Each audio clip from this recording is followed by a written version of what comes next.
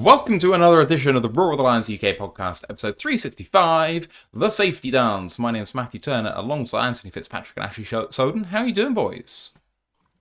It's very tired after the adrenaline of last night's win. I couldn't sleep, so unfortunately for myself, I subjected myself to game two of the Tigers Mariners series, and I wholly regret it. And that's why I'm wearing Tigers clothing to try and put some good juju onto the team so they can make it through this. Because by God, did we waste a scoop ball game with our batting last night? Yeah, all good. Never going to complain having a victory Monday. It's good to have them back with regularity again. And yeah, 4-1. Never going to complain about that. We are going to be breaking down the Bengals game this afternoon. Hope everyone's well in the chat. Come and say hello. First, we are going to go through the preamble and then a bit of news before we do that. So Discord channel, please do join us there. Link going into the live chat right now. There's also a link on the podcast feed if you're listening to us on that. We would love to see you there. We are hosting a Lions UK meetup on Sunday next week in London. If you are a Lions fan and if you're in the UK, then please do consider coming down to London to join us. We're going to meet up from about 6 p.m, which is when obviously the 1 o'clock games start. And we're going to watch the entire slate from there. I don't think we're meeting up for the London game because, of course, quite a few people might actually be going to the London game before that. So 6 p.m, Hippodrome Casino. We'll be watching the way through till Sunday Night Football where the Lions face the Chiefs. College Football Podcast, and you're going to be talking later on this week about the weekend that was, and it was another big weekend in college football. Yeah, there were a lot of upsets when there shouldn't have been a lot of upsets. We kind of said it was maybe going to be a bit of a boring weekend, but it turned into anything but. So yeah, there's still trying to get through a lot of the games at the minute, but there's a lot of interesting stuff to break this week. A lot of frauds out there right now. Please do like this episode, sub to the podcast so you guys know what to do right now, and follow our friends at Lions Nation Unite. Herman Moore's project to bring the best in Lions content creators together. News. The Lions elevated offensive lineman Devon Cochran and cornerback Trey Flowers. No, not that one. From the practice squad for this game. In terms of injuries that happened before or during, offensive tackle Taylor Decker was downgraded to doubtful before the game and then was made inactive with his lingering shoulder injury. Dan Campbell was non-committal about him playing next weekend, saying that they think they're getting diminishing returns from his recovery progress each week. Seems to suggest that it maybe he needs a little bit of a longer rest than we might have hoped. Wide receiver punt returner Khalif Raymond took a really nasty hit on a punt return and was taken into the medical tent and then carted into the locker room with a neck injury. Dan Campbell does not believe this was a serious injury. And then Terrion Arnold had a shoulder injury, which obviously has been troubling with him for a little while. He re-aggravated that and did not return. Campbell said he will not give us any more information until later on today. We may actually hear about that while we're live, so we will see what has happened there. Okay. Any thoughts on those things before we move on to the game? I know it's a commonly held thought right now around the fandom since that's come out, but Decker might be on the track now. So if anything, tackle has become our number. It was wholly high on our draft needs for next year, though I know we don't draft for needs. It's become number one. I know when it comes to it, when we do our draft previews, the first one's going to be offensive tackles, I think. It's a good draft to need one, I think. And right now, it's widely regarded that the tackle depth is pretty good in this draft, at the top especially. Yeah, to be honest, what we might need next year, because obviously you never know until you get there, but right now with what you're looking at, the classes are pretty good for everything you need. Obviously, a lot can change between now and then, but I mean, in Deck's case, it's a worry. Obviously, there's been surgery done on it over the summer, and it's still a problem. And, you know, as I said, you know, with Frank's way of thinking that he's had a good career, he's done a lot. Obviously, he's not won a big one, but he's gone out on top while he's still got his health there. If this shoulder really is bothering him that much at this point and it's becoming a hindrance and, like I say, it's becoming harder and harder, the recovery times are becoming longer, that's not going to get any easier. It's the older you get as well, the more you play, the more wear and tear there's going to be. So you hope that at least as far as this season goes, you think you can grit out one more season like Frank did and see where you go. But yeah, it's worrying to hear these terms used. If anyone can get through it, he can. But it's time catches up to everybody eventually, and we need to go win a Super Bowl. So no passengers, and if it's not healthy, yeah, there's going to be issues. All right, let's turn to the game. Lions win 37-24 after a late rally by the Bengals. They were 28-3 down at one point.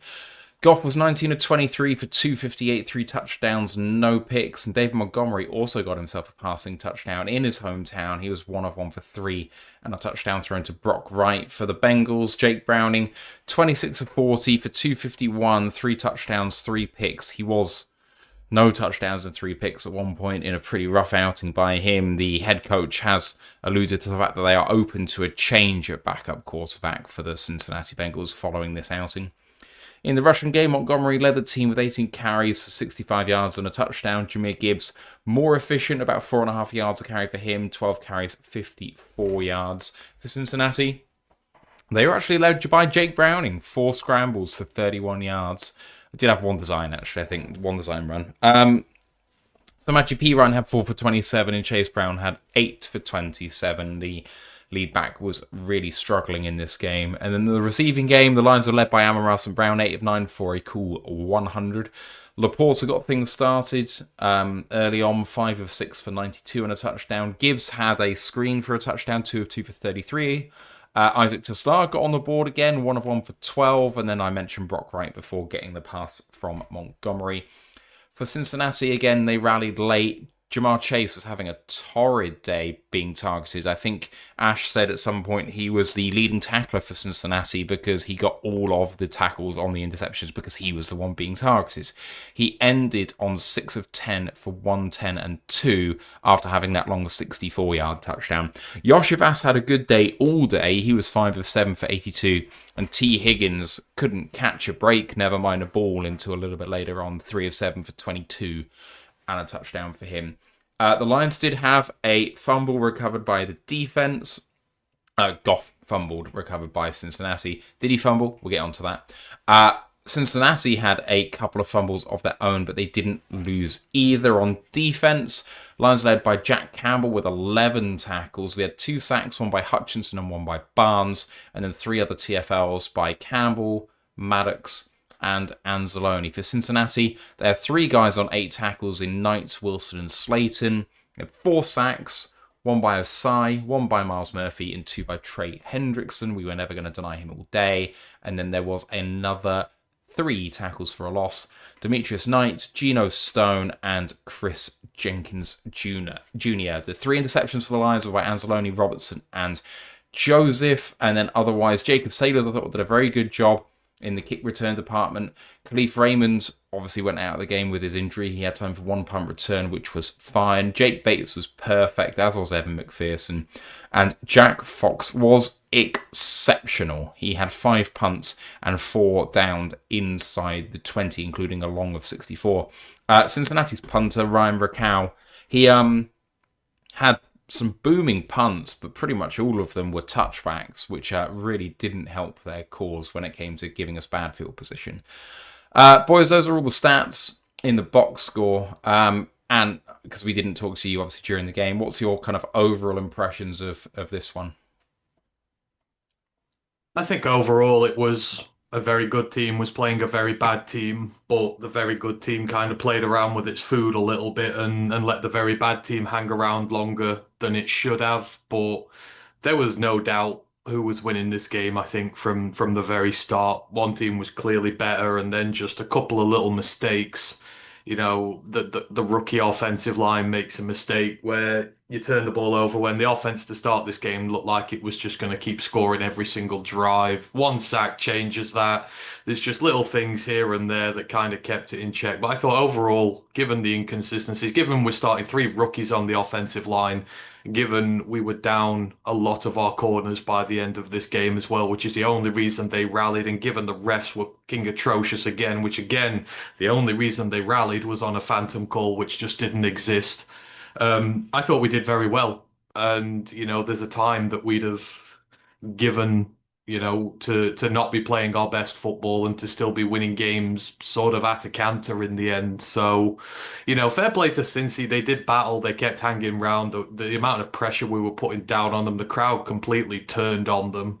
And it was a pro-Lions crowd at one point, which is kind of just embarrassing for you. They kept going, but I think that's more down to other factors so much as them. So, you know what? I will never critique a win. A win is a win in this league. You've seen so many good teams lose this weekend to teams they shouldn't be losing to. Um, we didn't. We got our job done. These young players still continue to get more and more reps behind them. We'll get better as we go on, especially when all the rookies are bedded in and more snaps, more cohesion. And yeah, special teams came to play again. Defense came to play, certainly gave us that buffer, which allowed us to be a bit funky earlier on. Still a few inconsistencies in the play calling. But again, new coordinators figuring it all out. So I think I'm very, very satisfied. These are the type of wins I like. You get a win, but there's a lot to clean up, but you've still won. So you can then go and clean it all up, and then hopefully you're going to come back even better and you're going to carry on winning games. So yeah, I thought overall it was a good outing. Some nitpicky things, but yeah, the Lions did very well, and we put away a good team by the quarterback. Ash will come on, obviously, to the refs a little bit later on when we talk about themes of the game, because that was an ongoing issue. But high-level takes? For the most part, we did what we needed to. Like, JMO obviously got one catch, but then the rest of the time, he was just there as a clear out option, like most notably with the I think it was the one of the Amara catches. We literally said about it where they stacked him up. The Bengals took away the deep game, so Amon-Ra, Gibbs, Monty, Sam Laporta, all 8 did what we needed to do on offense. Yeah, there was a couple of shaky moments. The going into the half, we weren't great on third downs. We were like 0 for 3, 0 for 4. That needs to maybe be cleared up a bit, but it's clear to see the Bengals were there to initially shut down the run on early downs and then try and stop the pass on late downs. It kind of worked, but we did what needed to. The only reason they managed to get back into this game and score those 21 points, as Ant quite rightly pointed out, is because we were so bad at corner. We were there to, as we said earlier, Trey Flowers was in on some snaps, which I know probably made Matt very happy that his favourite player was back on the field for the Lions. But they saw a weakness with it. They targeted it. It was just a mix of being down bad at corner and then a Meek just biting on a double move kind of unnecessarily. But stuff like that, little things that you can definitely be cleaned up. And the good news is we know it will be cleaned up because, especially as we said, special teams look so much better. Like you must again get really annoyed with every single week. It was me. It was like, why is the kick coverage so bad? Why is the punt coverage so bad? We've cleaned it up. We cleaned up pretty much all the communication issues on the offensive line, bar a couple of missed play calls by Manu at left tackle, but that's to be expected. We can clean up the little tiny things, and we still haven't played our best ball, and we're tied for the best record in the league, which, it's great to see. Yeah, I agree. We did exactly what we needed to do, and I think that this was we took advantage of a team that really didn't have a focal point. They built their team in a certain way, not unlike the Rams did a few years ago, potentially at least on offense. But when that focal point leaves, the skeleton's rotten because the spine is gone.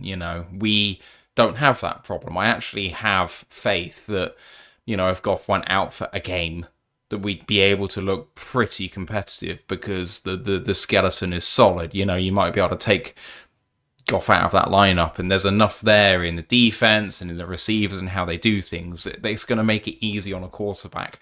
Nothing was easy for this Bengals team, and that's a credit massively to Shep for sorting everything out. I mean, until cornerback 7 went out of the game or whatever it was, we looked like we weren't going to give anything up. There was a stat in the rewatch, which happened with about 5 minutes to go in the third quarter. So 2/3 of the game is done. And they said the Bengals have only had 128 yards of offense. 2/3 of the game. Like, I know what happened towards the end. I don't think the Lions took the foot off the gas, by the way. I think they still continue to bring pressure. And, a couple of poor decisions by Amik Robertson, really. Well, not a couple of bad ones by him, but one bad decision by him obviously allows the big chase touchdown at the end. That shouldn't detract from the fact the scoreline shouldn't detract from the fact that this was an exceptional performance on all sides of the ball by Detroit. All right, let's get to some game themes and other little bits in a bit more detail. Lions have struggled scoring off turnovers so far this season, and Ash, 14 points off 3 turnovers. That is an improvement. They were quite short fields for a couple of them, though. Yeah, admittedly, yeah, but the reason I put it is in because I was flashing back to the Bears game where we got all those turnovers on the Bears and we didn't really make much of them. It was usually like we'd go down into their territory and then kick a field goal, or we'd get to around halfway line and stall out, and then we have to punt. 14 points off 3 turnovers, that's 2 touchdowns. The other one we did unfortunately have a 3 and out on and then punted, but what more could be asked for? As Dan quite rightly pointed out in his locker room celebration video at the end, he was like, "That's complimentary football. The defense got us turnovers when we needed to. The offense put them away. We did what we needed to do, and the fact that we still left some meat on the bone, shall we say, shows that evidence for growth. We can take what we from that drive, which I think was from the Anzalone, which was also from the Anzalone one. It's from the Kirby one where we punted. We still left some meat on the bone. So things to improve on, but nice to see we're finally starting to turn around the sort of turnover look differential. And you've been a big one on scoring points off turnovers, and it wasn't perfect, but it was better. Yeah, and that's all you really want to ask for. You just want to see them get better in that discipline, and they did. You agree, there were some short field ones. The ones further down the field, we didn't capitalize on. So, you're going to need to look at that. But, a start is a start. And, as long as the turnovers keep coming the way they are, that's the most important thing is you're getting the turnovers full stop. And this team's getting turnovers in bunches that we've just not really seen before. So, yeah, small baby steps, and we'll absolutely take that. And again, it helped us very much in this game. Just when we needed that little bit of an edge late on, we were never really in danger because we'd converted and we'd made that gap up. So yeah, I will not complain. And earlier you mentioned rookie offensive lineman. A lot was made of Manu's first start, and a lot of people have reacted very strongly to what's happened. He was credited with 2 sacks allowed, 93% pass blocking efficiency. And to come back straight to you, what did he make of his first start? I mean, your first start in the NFL is never easy, and you're coming up against one of the best edge rushers in the NFL, and you're coming up with a good stable of flatmates he's got with him. So, it's never going to be easy. And you're coming into a high-powered offense. You're coming into a team that wants to win a Super Bowl. There's expectations there. This is not just he's playing for some 0-4 team, and the pressure's kind of off a bit because you can just work your way, and you've got to hit the ground running. And unfortunately, with every tackle in the way of life, the only thing that people remember with tackles are when they get beaten for sacks. They're the big splash plays. They're the things that make the news. You don't see the down by down basis stuff with these guys, and every individual play doesn't get recognized. So I thought overall, he was fine. And fine is exactly what we need while Decker was out at the minute. And while, you know, he held up very well. Got help early on. They started leaving him on an island later on. Obviously, the first sack kind of ruined. The game could have been a lot easier if that doesn't happen, but it's going to happen. Dude's in his first game in the NFL, so considering you're working with 2 rookie guards and you're working with a rookie left tackle, I thought the Lions did a really good game job plan. They really did. Oh my God, I'm going all over the place. They did a good job of game planning around it. A lot of the passes were short passes, intermediate passes in the field. Obviously, we used the deep threat to be able to open that up. We were able to get it out of Goff's hands quick, so they didn't have to hang on to it for long. And then when it comes to your rushing, I thought, eventually they started going behind Penny more, which is what they need to do. Take advantage of your better matchups there. But yeah, I thought overall He was fine, and exactly what we needed to. Maybe one of the better games to jettison him into, because we were always going to be able to put scoreboard pressure on the Bengals and not be in desperate situations ourselves. So, yeah, he did well, and he made mistakes rookies would, and I'm not going to ding him for that. Do you agree, Ash? Yeah, well, because yet again it was an odd week. I'm at home, so the comedy scoreboard counter behind me appeared, and I put it on there. I did say times we would miss Taylor Decker, thinking, oh yeah, it's gonna get into it's gonna get into a big number. We ended the game at 2.5. It was the 2 sacks, and then there was a half because there was the side sack where we had Brock right up against him, and he just went right around him. So I gave that a half because if we had Decker then maybe we don't have to put right in that situation. So it's a half thing. He did really well. I know PFF did not give him a good grade at all. Doesn't surprise me, though. I know certain Lions beat reporters had to learn that, yes, pass block grades can go even lower than that. Logan Stenberg once got a 0.0 pass blocking grade against the Philadelphia Eagles in week 1 in 2022. So, it could have been worse.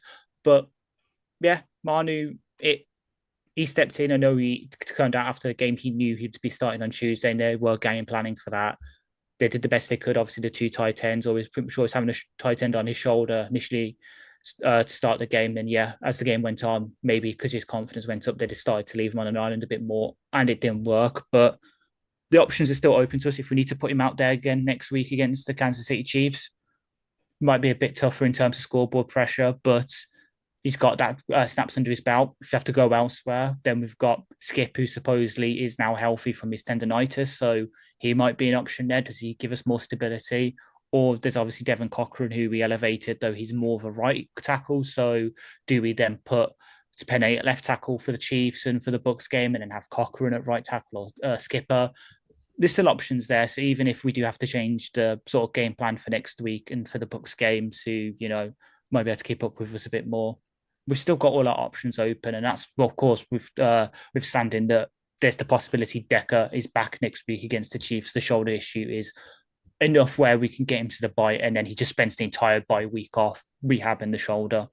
We've still got options. I was really impressed by Manu. You've got to put the appearance into context. He's not going up against who do I want Josh to pick Pascal. out? Yeah, that's a good pick, but anyone in that sort of ilk. I don't want to pick out a really good player, but like a league average edge. He's going up against the sack leader from last season. Yuta Gross-Motas. Sure, someone like that. So you're throwing him in against potentially one of the best edges in football today. It's Hendrickson, Watt, Garrett. Those are like the top 3 in the league in some order. So we knew it was going to be rough, right? You go in with that expectation. And then if you have a look at it on a snap-to-snap basis, he gave up the 2 sacks, and that's not great. But if Hutch is going up against someone who's a backup tackle, you expect Hutch to be making him look silly. Manu didn't look silly on a down-to-down basis. Those 2 plays were not good. But he had some decisive victories.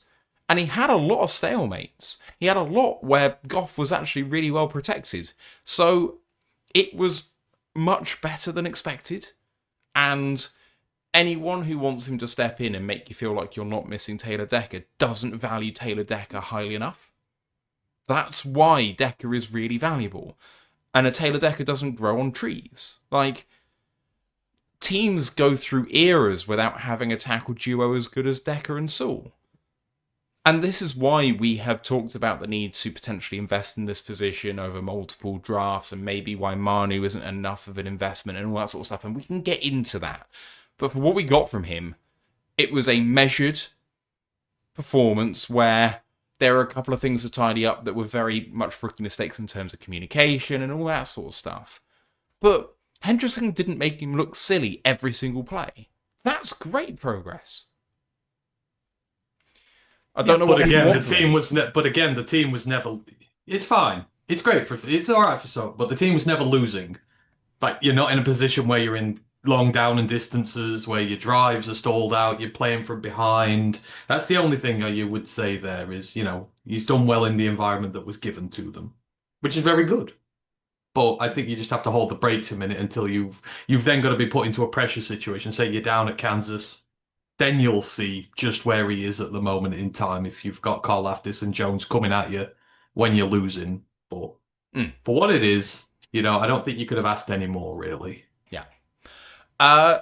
Ash, you have made some or most of these talking points, so I'm going to throw this one over to you. Yeah. You say poor day in the run game, 118 total yards, 3.6 yards per carry, 1.05 yards before contact per attempt, 38% rushing success rate. Yeah, I've put it with a question mark because, as we've discussed on the live, we were going to keep plugging away at it, and it did eventually work in the sort of third and fourth quarters. We did start getting those big rushes.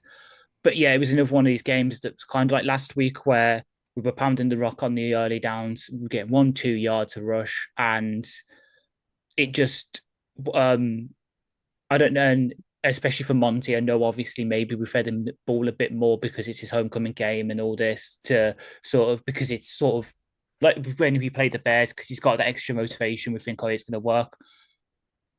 And I hate to put it on here because I put the talking point, and then obviously a certain Lions beat reporter then put out a news story saying about Monty. Should the Lions be worried about him?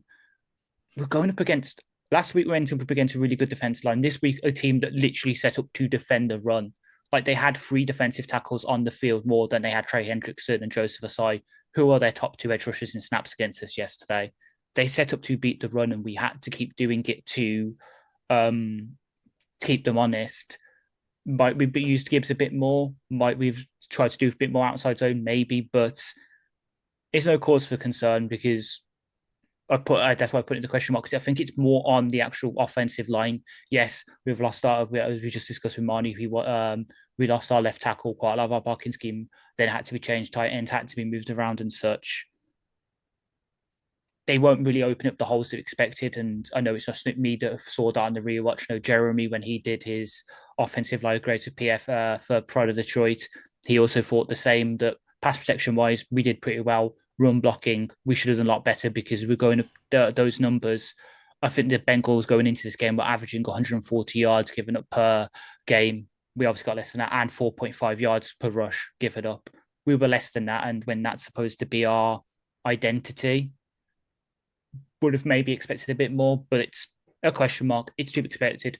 They try to stop the run to try and, make us to throw it, force Goff into some mistakes, try and make sure that we can't grind out the clock against them and just make the scoreboard look even worse. So again, it's all in context, but just looking at the stats and the performance on early downs, would have liked more from the run game. Do you agree, Anne? Because it's one of those where I see what Ash is saying, but I don't think that it was something poor. They got a couple of tackles for loss where they penetrated, and I think that's to be expected. Otherwise, I thought we were fine without, setting the world alight. I think this is where you give kudos to the Bengals. I thought the Bengals did very well defending against it. You've got a good core of linebackers there, but more importantly, you've got 2 safeties who are really good against the run. And they're really good, they're quite young as well. So, those guys came up, they made tackles. It's not just about beating the defensive line, it's about the guys coming after them. I thought the linebackers and safeties did a tremendous job of sort of bottling us up. And if we ever threatened to overload them, plugging the gaps, not making anything easy there. Like, again, you see the yards after contact is not so good this time just because they were able to get in.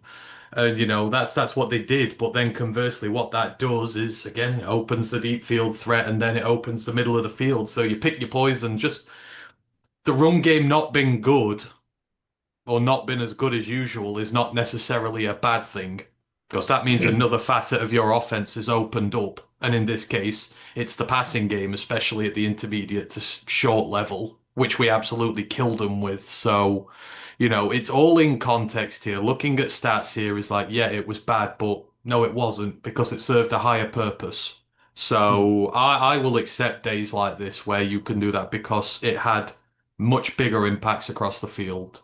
And yeah, but kudos to the Bengals for doing what they did. At first, you've got to stop the run. It's just they don't really have the secondary to deal with our plethora of playmakers to back it up. A couple of just notes here. Didn't give up a first drive touchdown for the first time this season, which is obviously a big improvement. No points allowed off the fumble. Fumble in inverted commas from Jared Goff. We forced a 3 and out on their side of the field. And then another one, Ash, which I'll have you defend, just because I'll say I don't agree. But you've put poor day from the defensive line apart from Hutch, question mark. 85 yards rushing allowed, 5.3 yards per carry. No quarterback hits on the defensive line apart from 1 by Al-Qadim Mohammed and 3 by Hutch. Gave Browning just over 3 seconds time to throw, whereas Goff was at 2.43. Yeah, again, it's all in context of what we were going up against here. The Bengals have the worst offensive line in the league.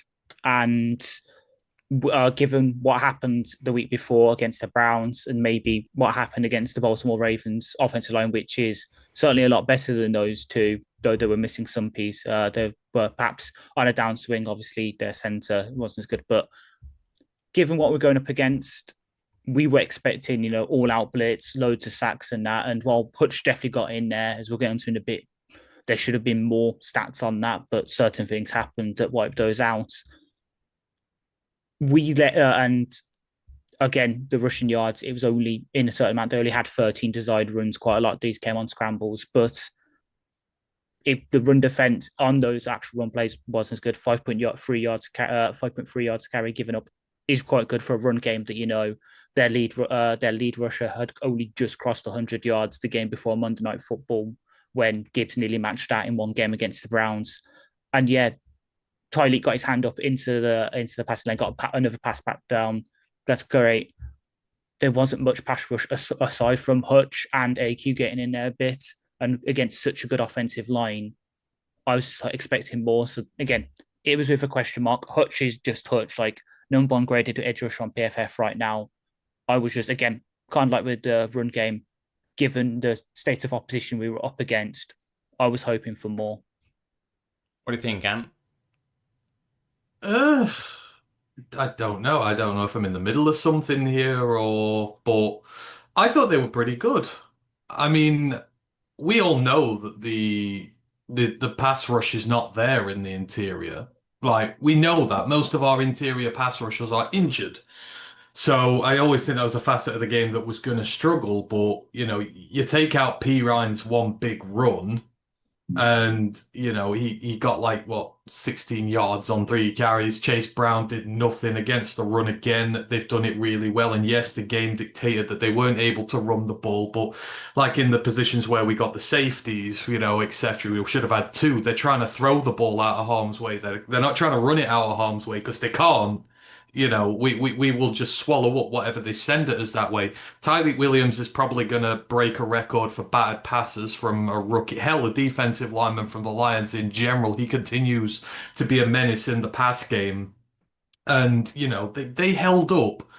I think at this point we just have to accept that no matter who they come up against, you're not going to get a lot of pass rush productivity out of these guys because they are not those sort of guys.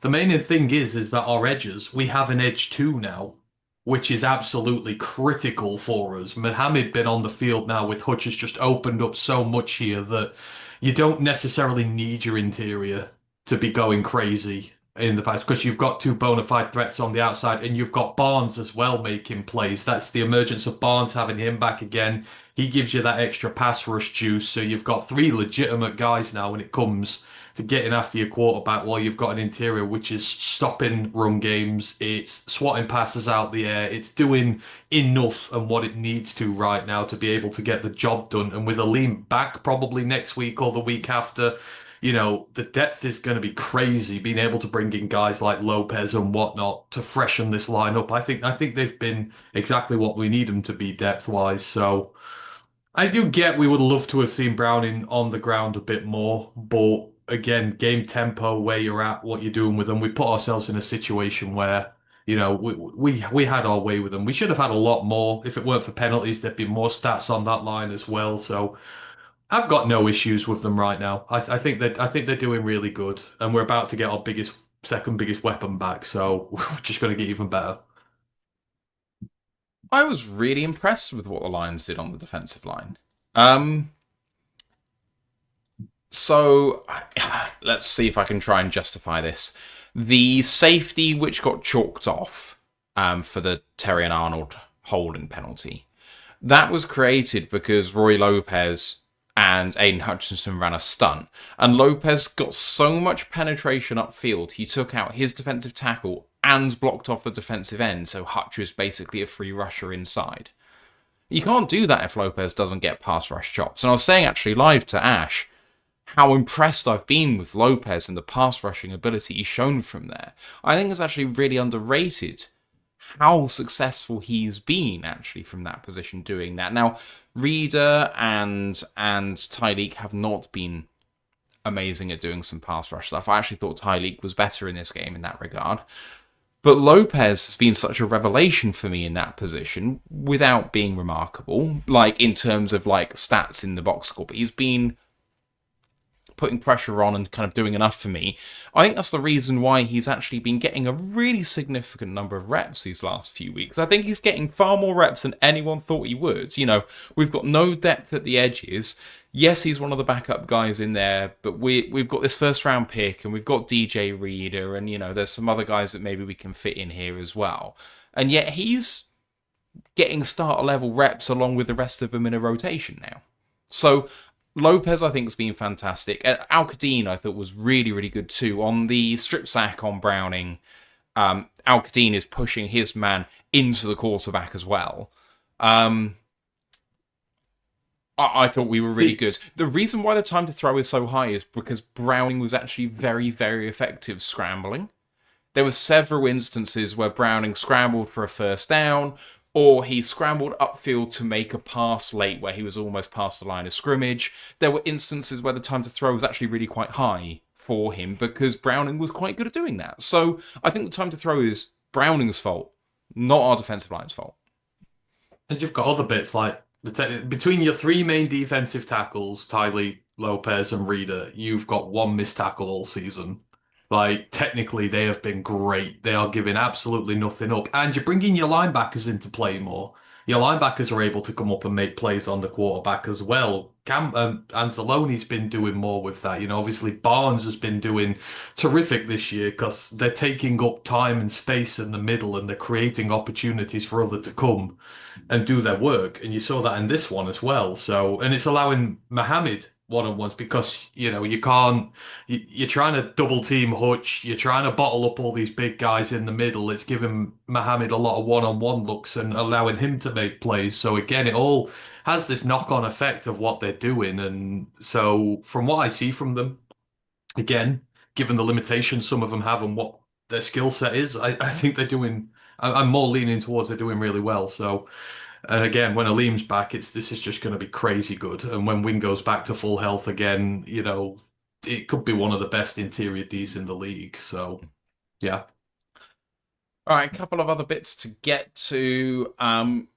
Let's just talk about the glow up at linebacker because, you know, Anzalone was really carrying the team at some point in this Lions era. Campbell was kind of treading water, was doing good enough to start, but he really wasn't doing fantastically and was maybe a little bit of a liability at times. He's kind of come on so hard now that he's PFF's third highest graded linebacker for qualifying linebackers. But who cares about PFF? The eye test tells you that. Anzalone's an absolute menace out there. And then Barnes, while having a really shaky start to this season off his injury, has really come on the last couple of games too. And then even some of the ancillary pieces like Cunningham and Nowaski on both special teams and defense had a really good day today. He's also one of the higher graded pressure players in the NFL right now in his limited role. Maybe it's no surprise, given that Shepard is the defensive coordinator, that the linebackers have really kind of made this step. But we talked about it tongue-in-cheek about 12 months ago at this stage of the season that Anzalone and Campbell are maybe the best duo in the league. But this maybe is now the best room in the league, top to bottom, boys. They're healthy.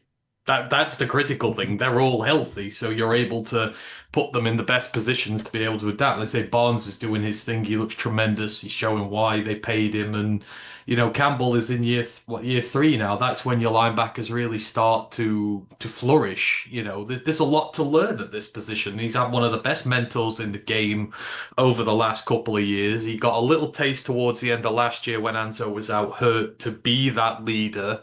And obviously that experience at the back end of last season, coupled with coming into this year now and all the stuff that went off with Anzo in the preseason and whatnot, has made it, given him a platform to be able to step up. But now he's working with a great veteran who is a perfect mentor for him, and he's now taking that leadership on a bit more and a bit more. But I think his individual game is coming on well. The stats are starting to show now. The big plays are starting to show up now, and you can see the confidence growing in him, especially that Ravens game with all he was able to do and the strip sack of Lamar, and that's the big plays you want, and that's going to make him feel like $1 million. And he's moving, he's feeding off that now, and you can see that he is. And now, the vast majority of his game looks like it's there. When the coverage stuff finally starts to really come through, then Jesus, the sky's the absolute limit for him. But, it's just all been these little things that have led to this point where he is now. He's just developed bit by bit, and people just needed to be patient with this. This is where we'll see the best of him. And as I say, having all of those guys healthy now just means this offense can do so, so much. Anzalone with his coverage stuff, Campbell with his all-round stuff, and Barnes with his pass rush stuff, and it just makes everything so much easier. There has been an update on the injury to Terrion Arnold. Dan Campbell says he is going to be out for a long time. It may or may not be season ending for Terrion Arnold, which is a really sad bit of news. Let's talk about the defensive backs, because Arnold obviously re-aggravated his shoulder injury and did not return. Rock Ya-Sin also left in the second half with an injury. He returned briefly but then did not come back. Kirby Joseph left the game with an injury. Brian Branch had to go off for a snap. We were decimated in coverage, and that's really where, the Bengals kind of started to score and put on some yards late. Amik Robertson, I think, is now the only starter caliber level corner we now have healthy.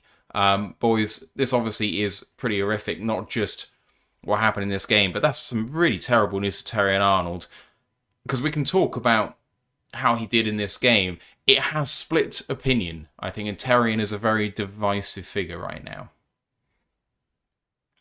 I think he had one of his best games in the Lions uniform. It's just, I know obviously he had the DPI penalty on him, but I think up until obviously the injury, he was doing pretty damn well.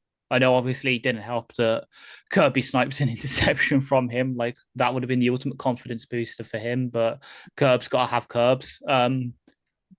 We did well. It's just, you look at the box score afterwards and it looks bad because, in that fourth quarter, they just picked apart our outside corners because we were down to Amik having to man one side and then a rotation of Rock Ya-Sin when he wasn't cramping, Trey Flowers, and Vontae Maddox had to play a couple of snaps at outside corner, which, isn't good when he's 5'9" and is usually a slot safety kind of guy. They preyed upon that, and it made it look bad. And I know there are some national people saying, oh yeah, maybe the Lions coverage is now falling off, blah, blah, blah, not looking at the context, but they never do. I think he did pretty well, and that's to be commended. Like, we did what we need to do, a lot more sort of cover two looks, which Brownie does bad against, helped top off the sort of deep routes by Chase and Higgins, which meant he couldn't go there, which meant he had to force feed Chase Brown and Kazicki and check downs. We did our job. Yeah, I thought they were really good. Let's remember how few points the Bengals scored early on in this game. Like, we were able to build out to a big lead because the secondary was, and, the linebackers you include in this, 3 takeaways, 3 interceptions on the day from multiple different guys. And we potentially could have had the only reason Arnold didn't get one is because Chase swatted the ball out his hand when what would have been a really impressive one from him. But, in Arnold's case, it's, like we said with tackle earlier, when a tackle makes a bad play and gives up a sack, it's splurted all over. Everybody sees it. Oh my God, this tackle's terrible and bad. Same with a DB. When he makes a bad play, when he gets called for pass interference or he gives up a big bomb downfield or something, it's plastered all over. You don't see all the other plays that he's doing. You don't see the run defense stuff. You don't see the down by down bases. I mean, he had 2 PBUs before the, and people keep going, oh, he's like Akuda. He's got as many PBUs in his career, and he's just started his second year than Akuda has in 5.5 years. Don't give me that shit that these two are in the same category. Like, Terrion is so clearly much better than him, and he's having growing pains. We're talking about Jack Campbell there coming into year 3, just beginning to find himself and looking good. I know there were people bitching about Campbell last year that he wasn't an all-pro or anything. It's like, man, this game takes time. These positions take time. And you're going to ding him for a couple of penalties, one of which was fucking bogus, by the way. But you're not going to. It's really funny because people who defend Arnold, they get told by the haters, "Oh, you've got to look at all aspects of his game. These DPIs are killing us." But they're only looking at the DPIs. They're telling you to take an entire look at his game when they're focusing on one little aspect of his game. It's hypocrisy of the highest level right now. Again, these are just JMO haters who are pissed off that they've got no one to go after anymore, so they're trying to find a new target, and Terrion's that target. These are people who are upset that Brad's so good at his job when they said he wasn't, and they're trying to find flaws in his draft strategy and trying to bring him down. At this point, it's stupid. Like, and now the young man's got an injury, and people are going to say, "Oh, he's hurt now. He's terrible. This is a CUDA." And I hate it. Every single week we have this argument. He played very well, and when he wasn't in this game, what happened? We went to shit. They started picking on a meat because with no Terrion or anything on there, they can put one of the best receivers in the league on our slot corner. And to be honest, there is not anybody. Are there any guys on that slot position that can handle Chase in this league? Probably not. You work the matchups, but because there's no Terrion in there, no one who gives you the threat of being able to stop the pass, you can start airing these balls out and stuff like that. Terrion would have been able to deal with that filthy juke that, Jamar pulled on a Meek for that deep one, like, 'cause he's got the feet and he's got the recovery speed. Not there, can't happen. So, yeah, I think Terrion was very harshly done to us. For the rest of the secondary, I thought, again, they did really well. They gave us such a cushion in this game. And they took the ball away so many times and allowed us to work from such an advantageous spot. Getting up so big takes pressure off your offensive line. It takes pressure off everything and allows your game to move more freely. And even when they threaten a comeback, you're still 2 scores up and you're still able to play freely on offense. You're not panicking. So, yeah, give me the secondary did very well. And just, when you're playing Ronald McDonald and the Hamburglar at corner because you've gone so far through your depth chart, there is only so much you can do. Let's talk referees. You mentioned earlier, Ant, that a drive was extended due to a flag on Anzalone for DPI on 4th down. There was also Terry and Arnold DPI, which I personally actually thought was DPI, but a lot of people don't think it was. There were other flags which looked a little soft, which was kicked off by Kirby Joseph throwing one of the receivers to the ground unnecessarily out of bounds. That kicked things off, and it didn't get much better. I think that was also a justified flag. But, boys, it seemed that the referees really had a bit of a dire day out there, and especially you seemed pretty pissed off about it. Pass interference, by definition, is you are interfering with a pass, its trajectory, where it's meant to go, where a player is meant to be. It is the act of stopping someone from being where the ball is getting thrown. Well, that's why your penalties get called for that. That is interference. If you moonball one into the stand 50 yards to your right hand side and your receiver's 50 yards on the other side of the field, someone tugs, there's no DPI there involved. It's interfering with the passing. Anzo's, that target is so far away and behind him, it's about 6 or 7 yards behind the receiver. It's going straight out of bounds. There is no way, Wonder Woman couldn't have catched that. Stretch Armstrong couldn't have caught that. There's no interference because the pass is just lobbed straight to the end. It's a stupid decision, and even then the contact is so fucking minimal. It's just because Chase I don't even think he really touches him. No, he doesn't. That's my point. But the main component of a pass interference is that you are stopping a pass from being completed illegally. He's not stopping a pass from being completed illegally because the thing is in the bench. There was a And 0% it's so far catch behind. percentage chance. Exactly. And that takes PI out of the equation. It cannot be called, or it should not be called. But because people see the tugging, because people see that, they think, I think it's getting wrongly interpreted. But that drive is where they score their first touchdown. And the only reason they get a look in on that game, if that's not given, that's another drive killer. And then you do put this thing to bed. You know, Terrians, the one where he's falling down trying to get the guy, that's an uncatchable pass. Like, very, very much. That is also a 0% catchable pass that's going out of bounds. And again, I don't even think he really touches him that much. But you can see that flag. The flag is in the air before Terrence barely even touched him. It's out that quickly. You know, there's just decisions in this that felt like they were trying to let Cincy hang around, especially because the commentators were trying to blow up the fact that, oh, there's a comeback on here, and they're trying to. It's just at critical junctures, which allow these drives to continue, etc. It's really, really poor. And, you know, it needs to be, you know, PI, there needs to be an update to this rule. There needs to be some sort of legislative shift with it, because it's just getting ridiculous for these DBs. They can't win because the receivers hit them as much as they get hit, and they're still the ones getting called for it. I thought they were an absolute joke, and they allowed Cincy to hang around way longer than they should have done. And Ash, to add another one in here, as well as these two instances we're talking about, but there's also the fumble that, you know, could have turned the game. Now, we forced the 3 and out afterwards, but they took a long time to decide whether it was a fumble on the field, called it a fumble. The TV replay, for me, it clearly shows, even though Goff got a bit underneath it, that he propelled it forward with control. It wasn't overturned on review. There's another decision going against the Lions. This isn't just a random bounce of the ball not going your way. These are decisions within the power of the referees to get right, and I think they're fundamentally getting all of these wrong. Yeah, but the sad thing is, because of I think it was the first sack safety on Browning, because he got back in their heads and all that. That is the one call that Bengals fans points out, say about it's not all on your side. They made some good calls in your favor as well. But yeah, for the most part, and I know this is a flag happy crew. This is one of the most flag happy groups this season. It was stupid. To like we both, as you say, we both watched the replay.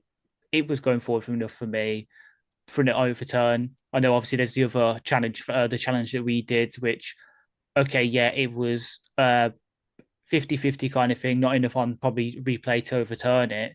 But obviously, Dan's having to do that in heat in the moment, so I do not begrudge him at all that. And considering what happened with the Goff fumble, I don't blame him at all for throwing the challenge flag. But yeah, it was just there were there was definitely some bad penalties, but obviously then as a wider thing. And again, Hutch, it must be, you know, both punching himself in the mirror right now for the handoff sides that negated one of his sacks. But again, some of the penalties we took did negate some really good plays. So the handoff aside, the Terry Arnold on the first safety, the stuff like that needs to be cleaned up. And I think I said it on both ours and Talking Grits that I don't want this. I don't want penalties to do plays like this, and it still happens. It's soon it's going to have to be cleaned up, and hopefully it will be, because I know Dan just says do not let the refs influence the games, but we're kind of letting them in some instances with the bad penalties on good plays. But and then add on top, obviously, all just the bad calls you're going to get from refs, and it's something that needs to be looked at. But they just won't. They want to protect the product. They want to protect their refs. It's like VIR over here. They really want to just protect their own people, and they don't really care about the likes of us. And then I'm going to finish with our talking points before going into stock up, stock down with this. It struck me when people were complaining about the lack of aggression on both offense and defense later in the game, and maybe the lack of points and not being able to put the game away, that I thought that maybe people were looking at this game all the wrong way. And I think it actually proves a point which is very, very important for the Lions. If you have a look at the Lions in Season 1 of this regime, they became very risk-happy in an attempt to try and nick some games from teams that they really shouldn't have won any games against. I'm thinking about fake punts, fourth downs where maybe they shouldn't have gone for it in the analytics say don't go for it in that scenario. We know that Dan's very good at going for it when he should do, but in the season one, he even went for it when he shouldn't, just because he wanted to add the ability to steal a possession from a team that was just superior to you. I think this game is the first time where we've seen the opposite, where Dan Campbell has said, I know we're better than you, and I know we can afford to give you a possession back in a scenario where we would usually go for it, but we don't have to, because we are going to impose ourselves on you on offense or defense. I believe in us. We punted several times where we could go for long field goals or 4th and 2 or what have you. And I mean, Jack Fox really backs up those decisions, by the way.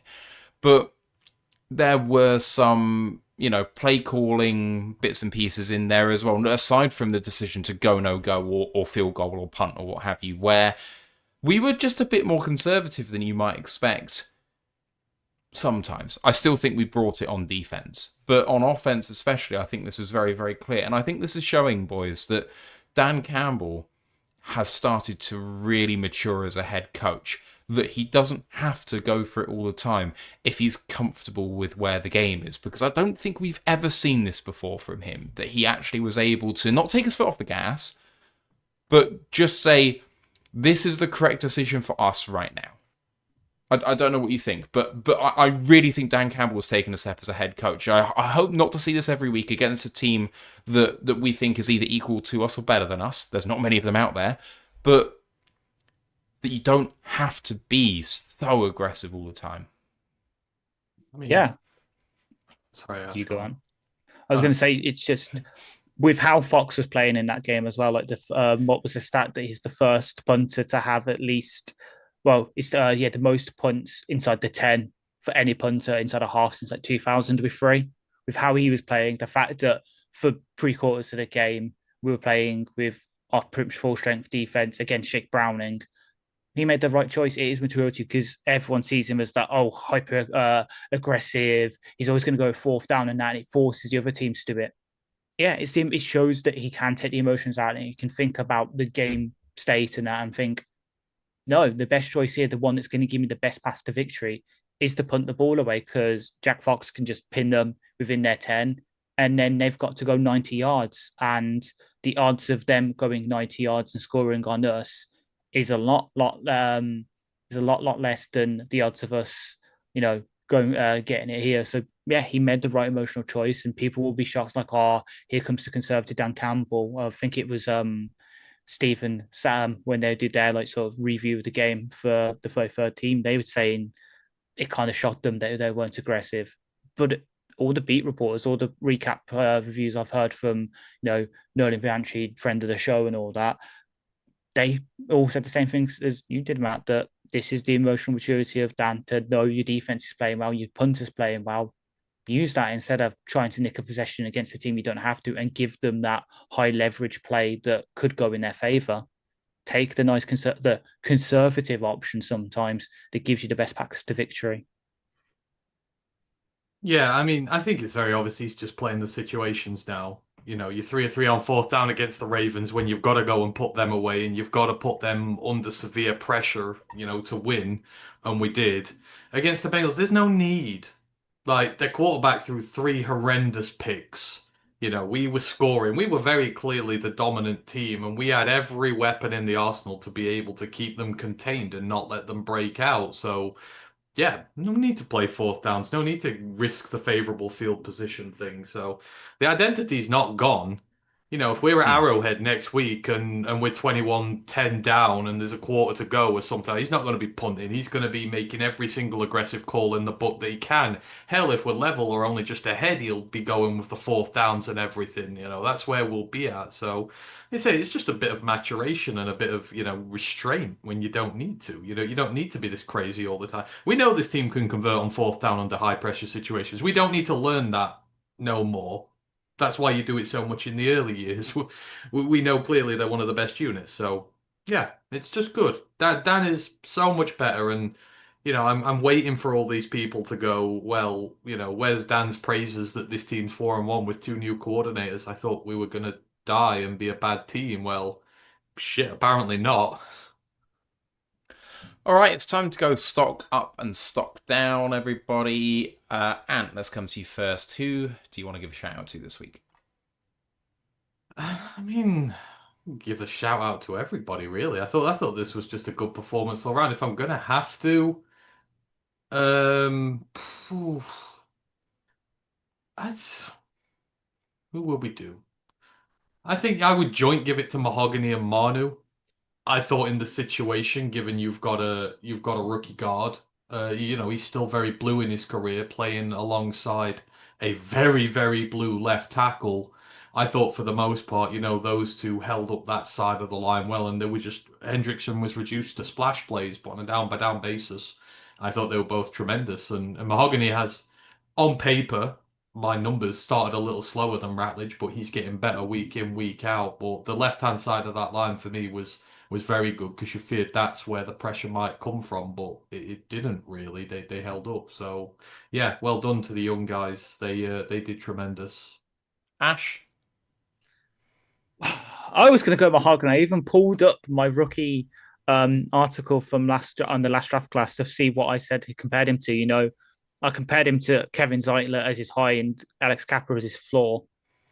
There's the high. He had our best PFF grade of the thing. He's what it's obviously ties his regular season high. He obviously had a better one against the Commanders, but he has really become a stalwart at that left guard spot. And yeah, with the added caveat of now he had Manu next to him rather than a veteran in Taylor Decker.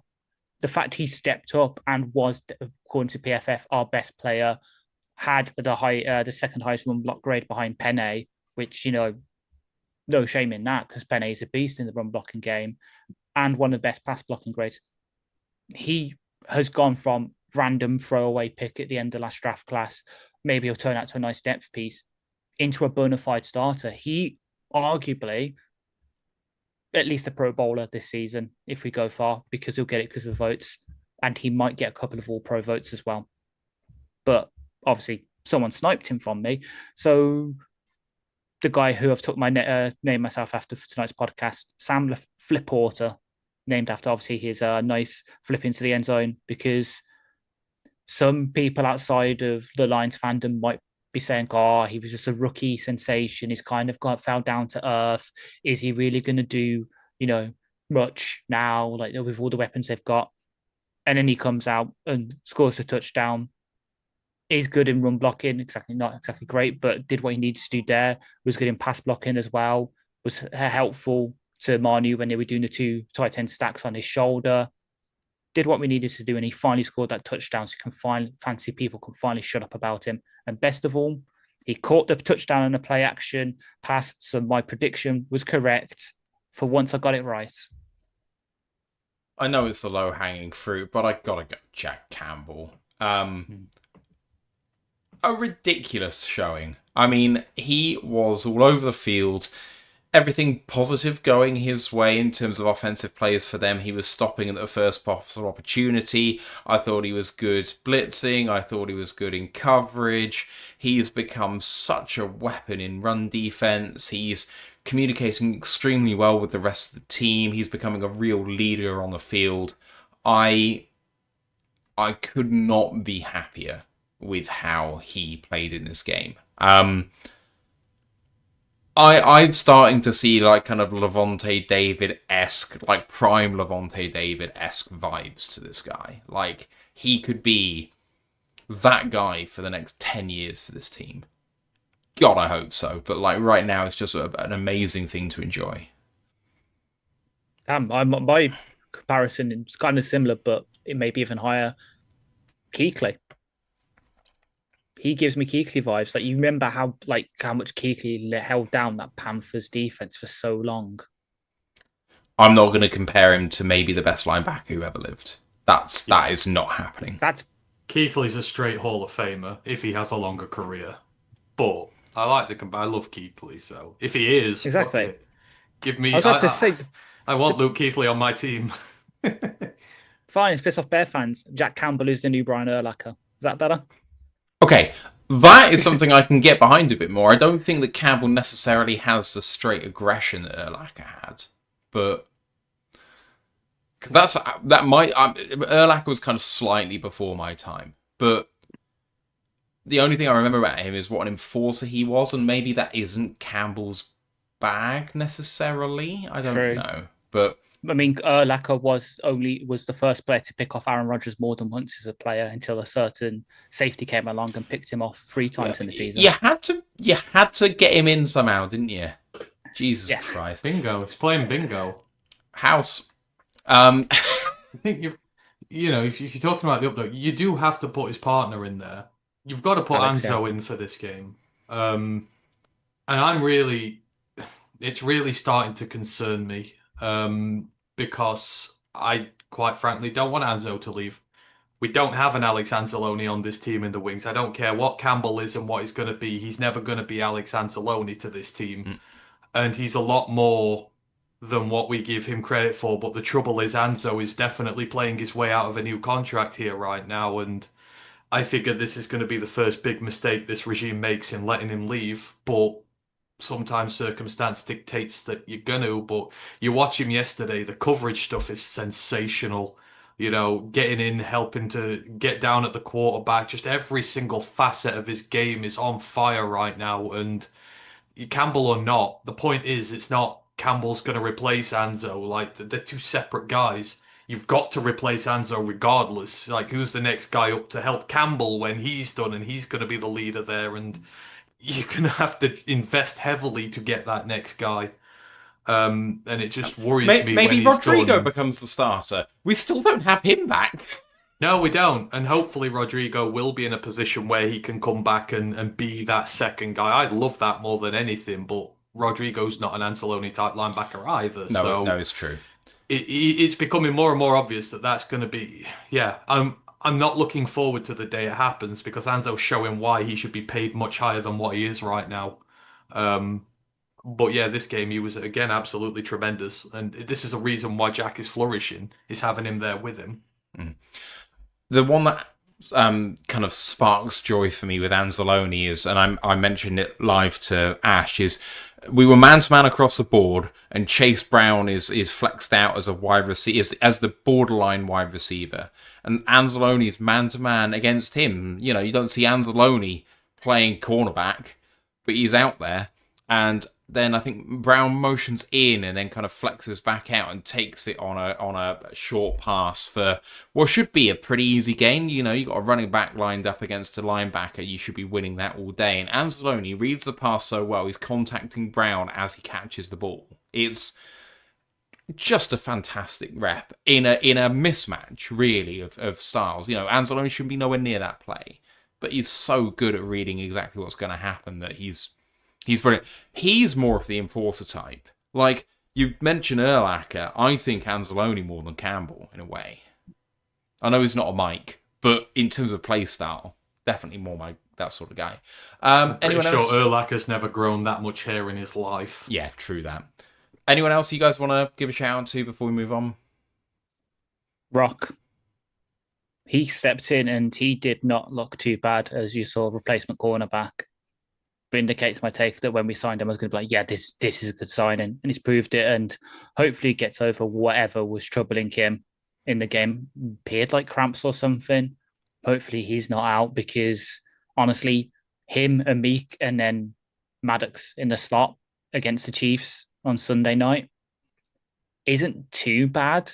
And then you have whoever you're signing back at relief, because, Trev House is here. Unfortunately, Khalil Dorsey is also going to be out for a while. So there goes one of our best gunners as well. Brings on to another person in a sec. But Rock, that is, if we just need him for a couple of games until the bye, and then we get DJ Reed back, I'm not too upset with that. And then speaking of obviously losing Dorsey, Dominic Lovett and Isaac Tesla for what they did as gunners.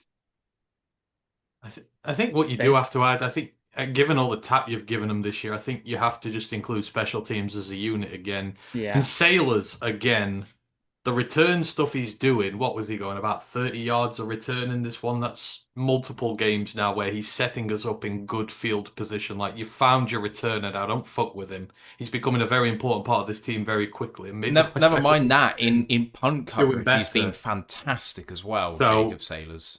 Yeah. but he's putting us in very advantageous field position. But all aspects of special teams did their job this week. Your punter, your kicker, your returners, the units, and we panned them the first few weeks because they were rubbish. But we all knew that FIP would get his, house in order eventually, and it's at the point now where it's working back up at the elite level, which is why again you can afford lapses in one of the two units here or there because special teams is helping negate some of these issues. So I think you have to give them all an up for that. Fair. All right. Anyone else, or should we move on? All right, let's move it on. We have done the stock up, stock down. It's time to look at the rest of the weekend's games. I'm just going to alternate between you this week. We're going to start with Thursday night football. If I actually had the right week up, that would be really helpful. 49ers get a surprise victory over the Rams. 49ers were all banged up, and Matthew Stafford goes for over 380 yards, 3 touchdowns and no picks, and yet they still conspire to somehow lose this game against a team that went for under 2.5 yards a carry on the ground. Ash, this is a really shocking result for a Mac Jones-led team with no wide receivers to speak of. But the 49ers, they were ranked number 1 in the NFL by one publication this week. Even if it's only one, it goes to show you how well coached this team is, annoying as that is to potentially say. Yeah, and it's annoying because I know we were all on the preview show before, like, oh, come on, they've out their top quarterback, out all their receivers. There's no way the Rams lose this. And yet, Shanahan pulled the hair out the magic hat. Like Kendrick Bourne went absolutely off, force-fed targets, basically. So 11 targets, 10 catches, nearly 145 yards. McCaffrey, seemingly running back 1, wide receiver 2. Jake Tongs, like all these guys just stepped up and played their arse off. And it's not like even the Rams were that bad. Like Stafford nearly threw for 400 yards again. Kyron Williams was over 4.5 yards a carry. Devonta Adams and Puka Nacua combined for 170 yards themselves. Tutu Atwell wasn't too far behind with 2 catches for 72 yards. This was just a ding-dong battle of a Thursday night football, and fair play to the 49ers. Like, you pull out a result. Let's see. Obviously, when you get you guys back, you can keep pace, and then hopefully we don't see you in the conference championship again. All right, next game up, Ant, is the Vikings and the Browns in London. The Browns were ahead for a long time in this game, but eventually the Vikings come good. Dylan Gabriel, I think, avails himself quite well. Quinton Junkins is him. But unfortunately, chuck it up to Justin Jefferson and he will make things happen. Just seems to be a way of life for the Vikings right now. And having a numbnuts of a head coach for the Browns seems to be their way now. Like his management of that game was atrocious. But for me, Dylan Gabriel is the story. He's had to spend this entire summer playing second fiddle to the Shador circus. Like everyone just forgot he existed, and like everyone thought he was just a pick for the sake of being a pick, and that Shador was the guy there. And all he's had to do is listen to this. And I thought he came in, protected the ball well, made some nice throws. Not the biggest, accuracy numbers in the world, but again, you first start in the NFL, you've done really well. You had a good run game to match it. The pieces are there for the Browns. It's just, it's not all coming together in one unit, which is a shame because they're going to have to sell very soon and they're going to have to break this team up again and start from scratch. But, Gabriel looks like he might be legit. Keep giving him the games. He keeps playing like this, then maybe you don't need to go find a new guy next year and you can build this team up around him and make something good. But the Vikings are just, the Vikings just shout fraudulence again, like last year. They're not a good team. They've got a stud at wide receiver who's able to change games for them, but the run game's rubbish. QBs are mid. Defense is all right, but not great. But they've just got one guy in there who can change games for them, and he did in this. But the Vikings are complete and utter frauds once more. They'll be a 500 team, and they might sneak in the playoffs, and that mediocrity will continue, which I don't really care about. If they're going to stay that way, then great. Next up, Ash, is the Raiders at the Colts. Colts run out 40-6 victors.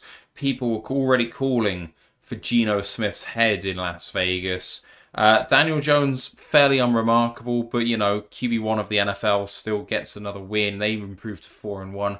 Jonathan Taylor gets 3 touchdowns on the ground, but he goes for about just under 4 yards a carry in a pretty uninspiring performance. Amir Abdullah gets a rushing touchdown against his former team. They got 4 on the ground, but went at less than 4 yards a carry. An odd game between a mediocre team and a bad team.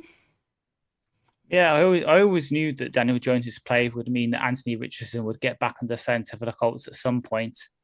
I just didn't imagine it like this. And I turn it back to you, Mr. telling me to F off when I transposed the legend of Indiana Jones. He continues. Indiana Jones continues, boys. And as much as I hate it as an Ashton fan, he still did well. But yet the Raiders are they're done. Like, you can't. Smith's done. Pete Carroll might be one and done in Las Vegas and hopefully can go back and retire. We don't have to deal with his chew gum and gas anymore. I don't know how to fix the Raiders right now. And I just feel sorry for, in the same way that everyone feels sorry for Trey Hendrickson right now and used to feel sorry for Myles Garrett. I feel so sorry for Max Crosby because he is carrying that Raiders team on his back and it's not going to work for him. We need to free him. Like, if we need to trade for any edge rusher, trade for Max. He made his bed. He took his contract. He took the money. All right, and your next up, Giants at the Saints, and the worst team in the NFL beat the worst team in the NFL 26-14. I'll let you decide which one was which. Spencer Rattler, dare I say that Spencer Rattler looks like one of the best 32 quarterbacks in the NFL right now, because quietly, low-key, he's stringing together several good games. They didn't get much going on the ground. Cam Scatterbo had maybe the best rep of anyone, at least this week, but maybe all season when he pancaked. Was it Cam Jordan? It was ridiculous. And Jackson Dart's stat line doesn't, set the world alight, but he did throw a pick in garbage time in desperation. Otherwise, I thought he looked fine. So, a really weird game where, New York had 3 fumbles, which they lost all 3. The Saints, maybe should be getting the number 1 overall pick, but they've got a win on the board finally. I would rather watch Iowa versus Purdue on repeat for 24 hours than watch that shit again. I mean, that's how bad we that have game found was. Our charity live stream penalty. Congratulations, Ant. That's how bad that game was. It was like watching Iowa versus Purdue. It's just 2 obviously bad teams trying to out-bad one another. They're both going to be picking low in this draft. The Giants, obviously, Dart, after the great game last week, he's a rookie. He's going to have to learn. That's a complete rookie stat line, that is. A couple of interceptions, couple of tutties, 200 yards, forced to throw 40 times, which is not ideal. You don't want your rookie to be throwing 40-plus times a game. It's not really going to be conducive to you playing well. I still think the Saints are one of the worst teams in the NFL. They're still trash. They just came up against a bad New York side who themselves are awful. They're both 1-4. They're both going to fight for the number 1 overall pick, and this was a game that epitomized that. Neither team comes out of this with any more glory. I don't think this does anything for the Saints apart from maybe cost them valuable draft position, which they need. They ain't competing with nobody this year. Next up, Ash, is the Cowboys at the Jets. Cowboys win 37-22. Jets still yet to win this season. Justin Fields with a good stat line out there. Breece Hall going at about 9 yards a carry. But Dak Prescott, whilst not the most efficient, got it done for them. And Javonte Williams has really started to recover from the injuries which have plagued his early career. He is stacking games where he is making significant yardage. But even more of a surprise, potentially, is who led in receiving for Dallas, with Ryan Flournoy going 6 of 9 for 114. It was maybe a bad Jets team, but this was low-key a good game to watch, and maybe Dak Prescott is back as far as however good you think he is? Yeah, we know Aaron's going to have to go through his lumps in the Dan Campbell way to rebuild this Jets team. I just don't love for him that some of the fans will be turning. I don't know how many people have seen the tweet from Robert Salah's brother today, but seems the fan base is already turning on one of their own in Glenn, which is not fun. But they do have some reasons. Like, what was that cornerback play? People love to roast Terrian for some of the stuff he's given up. Sauce Gardner in this game was shit. Like, just so bad. And yet he seems one of the best corners in the league. Just Garrett Wilson carried that offense, and Mason Taylor as well. That's a kind of good story for them. Brees Hall did what he could, Justin Fields did what he could, but that defense just fell off the face of the earth, unfortunately. And on the other side, yeah, the Cowboys just did enough. And I hope that things do turn around for Glenn, because he deserves to have, every success. Right now, it's looking like he's going to have to rebuild pretty much the entire defense. And then by the time he's done that, the offense, then some of these good players will need contracts and it'll get expensive. And it's going to be hard for him. But hopefully he can turn it around. And, I don't like cheering for the Cowboys winning. So it pained me even more. Right. And I'm going to come straight back to Ash and why will be obvious the game after this one. Ash, coming back to you. Broncos over the Eagles 21-17. Eagles led for a while. But the Broncos, made a big comeback and really, when it came to it all, deserved this. A big point was made actually on this game on the Athletic Football Show about the fact that the Philadelphia Eagles had less than 10 designed rushes in this game. Weird game, weirdly called by the Eagles, and the Broncos took full advantage. Yeah, and the Broncos took full advantage, even with like we were talking about BS penalty calls in our game. The defense, the DPI call on the Broncos there to nearly, I think it did help Philly extend one of their drives. So bad. But fair play to the Broncos. Like, the Eagles up in that 4-0, they had not played well, and it's got to their players. I don't know how many people actually watched the game. AJ Brown is doing a DJ Moore in Philadelphia right now. He's given up on his roots. He's not running them well. He's given up. He's going to demand a trade, and I don't know what's happened, because the only reason he went to Philadelphia initially, obviously, other than Tennessee wants to get rid of him for the contract, is because him and Jalen Hurts are best buds. It seems like one of them has done the dirty and slept with the other's misses or something, because the chemistry is so bad between them. It's like trying to mix, like water and oil and all this. It just ain't working for them. Devonta Smith, great. They've managed to force feed him targets. He's doing good. But yeah, that Philly offense just fell off the face of the earth. Or the Broncos stuck around long enough on offense to get the job done. I know obviously that score 18 in the last quarter. That's something to target when we play the Eagles, is so long as you stick around and that keep it respectable into the fourth quarter, you are going to get your lumps on their defense. The Eagles, the Super Bowl champs, are not infallible. And then hopefully we see the same tonight with the other team that was in the Super Bowl. Right, and the reason I didn't come straight back to you is because the next game up now is Dolphins at Panthers. Panthers with the big comeback to win 27-24.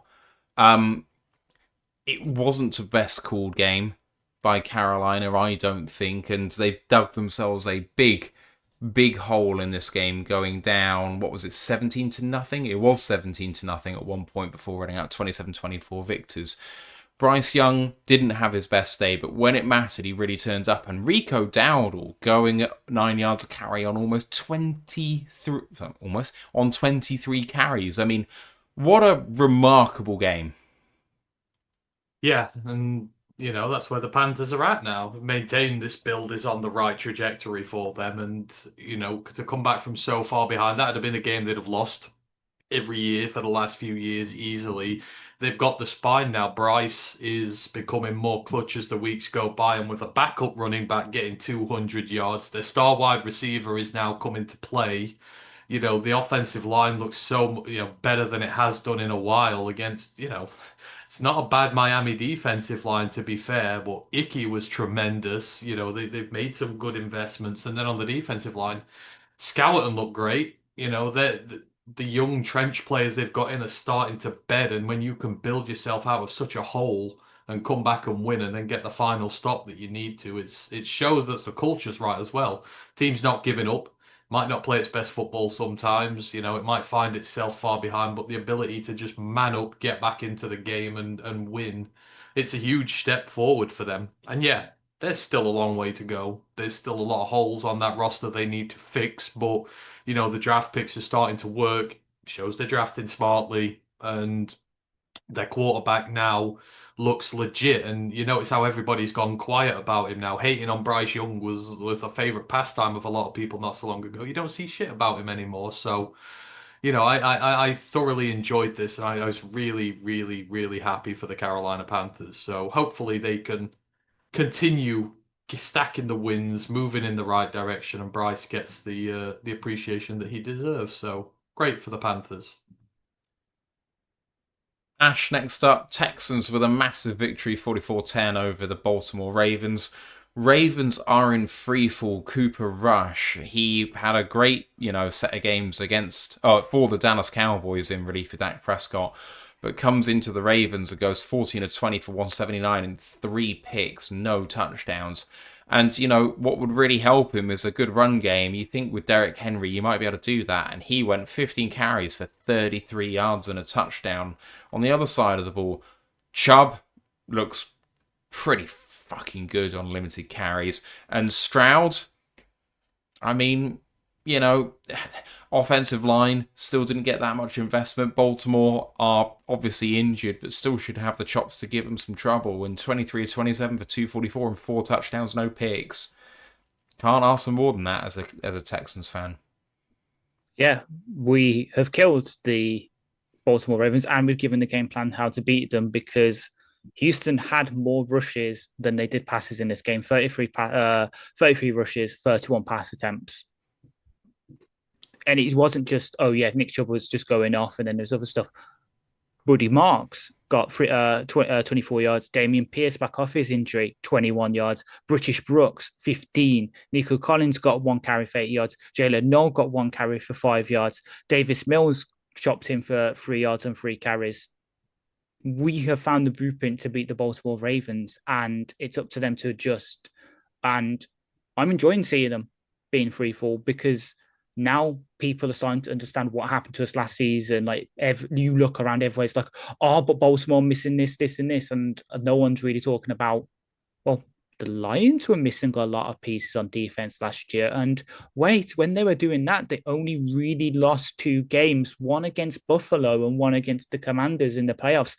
Every other game they won, and supposed to be a worse team than the Ravens. So, if you're a sick person for enjoying the Ravens' downfall, put me in a hospital bed and hook me up to an IV. The only thing I don't like is that Zay Flowers is not getting his yards, but thankfully I benched him in fantasy this week, so I'm happy with that. But yeah, I love to see the Texans bouncing back, especially since, over the past couple of years, they've got away with that division without too much contest. I want to see them bounce back. I want to see a real scrap now between them, the Jags, and the Colts for that division, because it's always fun, when you can actually watch a divisional fight for once. And this works out quite favourably as another one of your guys gets their first win. Titans 22, Cardinals 21. Cam Ward with his first win on the board. And the Cardinals were a long way in front here before Kyler Murray goes out with an injury. Some remarkable turnaround here. DeMarcado fumbling while celebrating on the half-yard line. Some incredible throws by Cam Ward with about 11 minutes to go. I think they were down 15 or something at this point. You put some fabulous throws out there.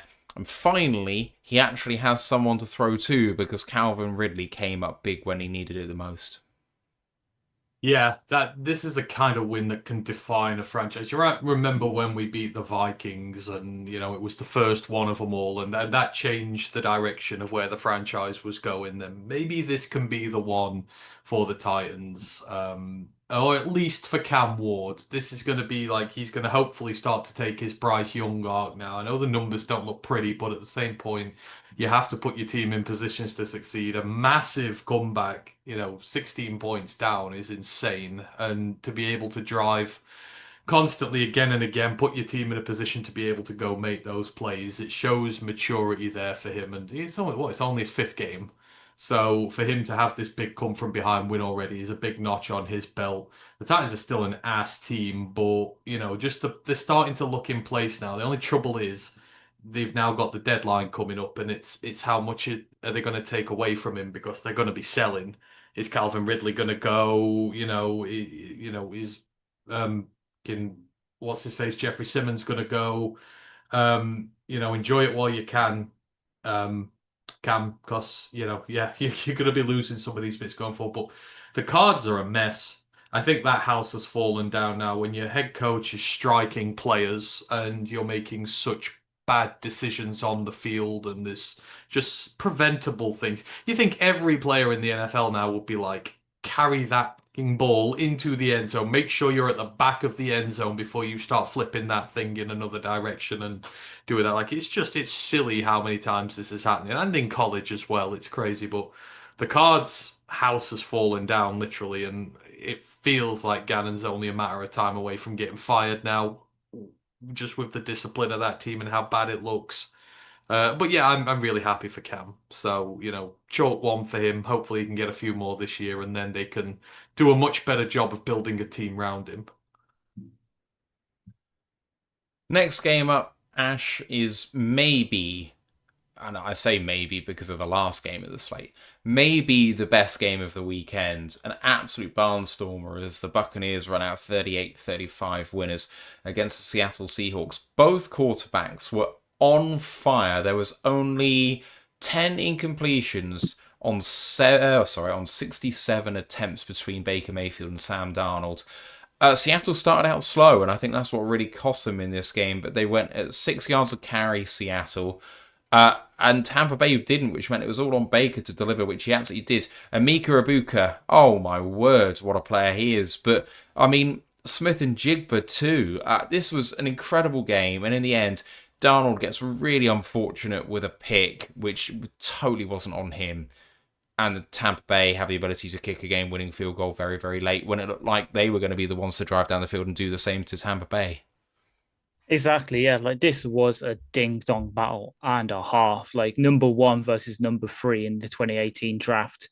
Two former Ohio State receivers. I believe there was a bit of crossover between them, duking it out through the air.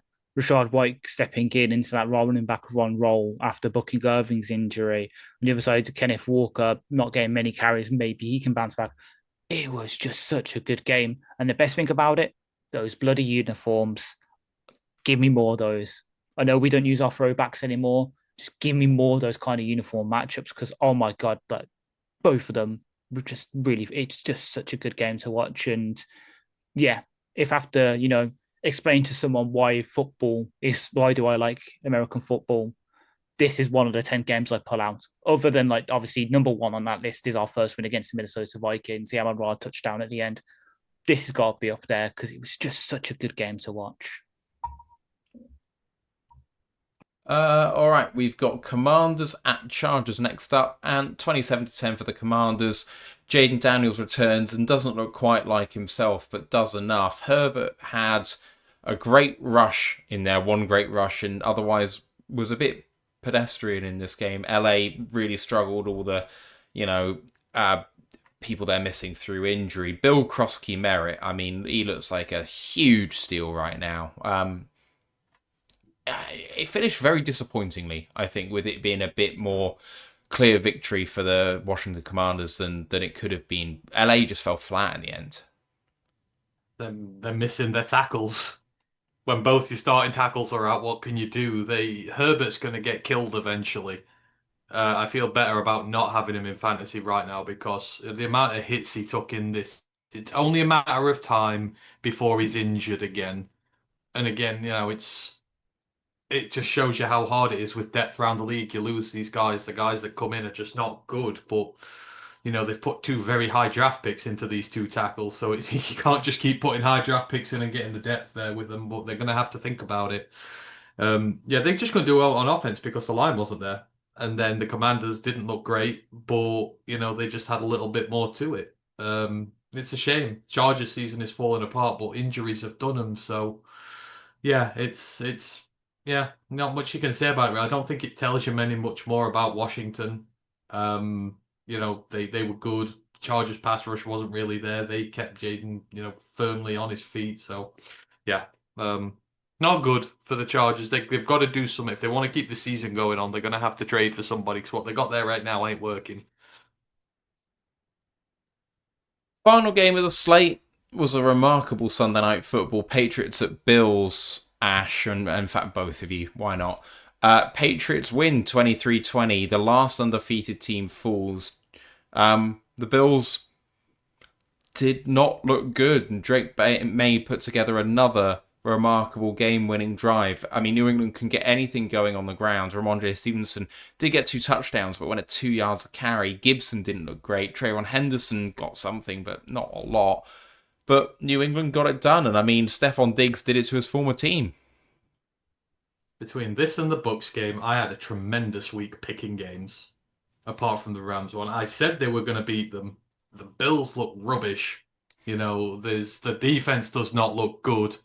The offense is struggling in the run game aspect of it a little bit. New England was disciplined. They took the opportunities when it came to them. Marcus Jones must be one of the most underrated corners in the NFL, because he's always been known for the return work, and he is maybe the best returner in the NFL. Who knows? But that in Superman pick of Josh Allen it's one of the best picks you'll see. It was as good as DJ Reed's the other week. It was fantastic, but they were disciplined. They did what they needed to. They took advantage when they could. They've been a thorn in that Bills side. And for as good as the Bills have been, the Bills have had nowhere near the success the Patriots have had. And they just have their number. And eventually that Bills team is not, I don't think it's that good. I'm going to be honest. I don't think it's that good. And they've got shown out. They've played a rubbish schedule so far and they've looked poor. But the Pats, man, Vrabel's got that spine back in them very, very damn quickly. They called me a madman last draft class when I had a certain QB as my QB1 above Caleb Williams and above Jaden Daniels. And boy, has he proven me right these past couple of weeks, because Drake May has come to play to the point where Bill Belichick has had to tell his staff to not tweet any highlights of his game yesterday up until after that report came out. And then they finally posted the highlights like 12 hours later. He did what he needed to do. He had to do it without a run game. Like, they were still doing his bloody three-headed committee at running back, though that's how had to go down to 2 because Antonio Gibson has tore his Achilles and is out for the season. Hopefully that means more carries for Henderson.